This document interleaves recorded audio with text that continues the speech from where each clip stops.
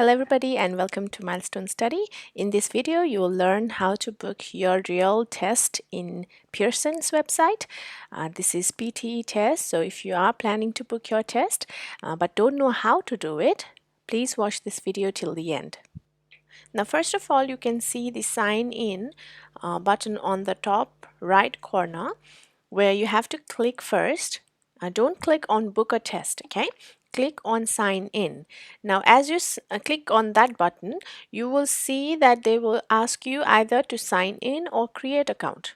If you have already created your account, you need to sign in. If you haven't created yet, go to create account, okay? Alright, now I clicked on sign in or create account button. Once I clicked there, it showed me another page. It took me to a different page where this kind of an interface is shown. It says welcome to my PTE. Now if you have created your account, go ahead with your username and password. Hit those username and password and go for login. If you haven't, then you can see sign up button as well. Click on the sign up button, okay? Depending on whether you have created it or somebody else has created it for you or not. If somebody else did it, like your friend or some other people, then you need to ask them for the username and password. Don't go for sign up in that case. If you double sign up, they will give your results a bit late as they have to verify which account is the true one and which is the false one. Because I had already created my account, I used the sign in way, and then after that it took me to this page. So it says welcome and my initials AM is on the top right corner. As I've already taken the test, it is prompting me to rebook PT test, but if it's your first time, it will not ask you to rebook. It will just ask you to book the test, okay? So click on this button where it says rebook or book PT academic. Once I click there, I got this page where I have to fill the form. So what language do you speak? I normally write English, but you can use your own mother tongue. Then sharing of data, you have to click yes I agree to all of this. Then there's one regarding visa application, you don't have to click there. Then how did you hear about it? Other, it's up to you what to fill. Then specific, I just wrote milestone study.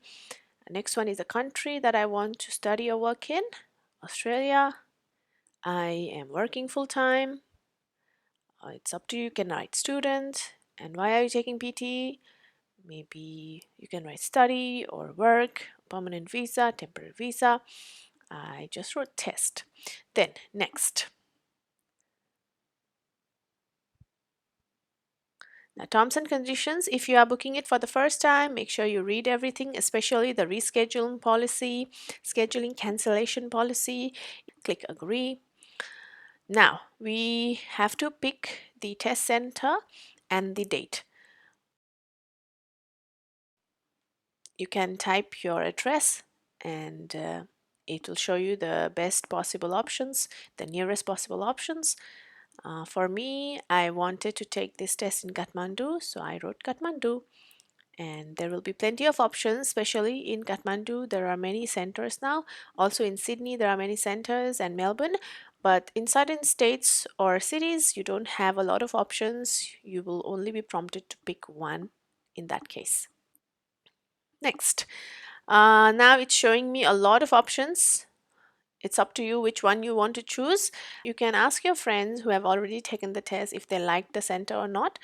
I wasn't sure which one is good, which one is not good because I hadn't taken any tests in Kathmandu. So I actually chose the first available one, which was BNA Worldwide, because it was the closest. You see, 1.1 mil. Okay, now we have to select a date. Which date or which time you want to take the test at. 6th of December. I pick the date. Wherever you cannot click, and that means the date is packed, it's full. I want to explore more time. Maybe 8:15 is too early for me.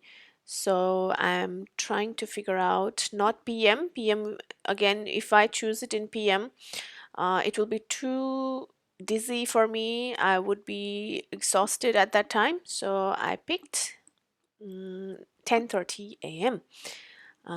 I'm not recommending that 10:30 would be the best, but that's what I like. Okay, now finally we are in this page where we have to make the purchase. And please, before proceeding, you have to check if the location is correct, if the time is correct, and then you can see how much it would cost you.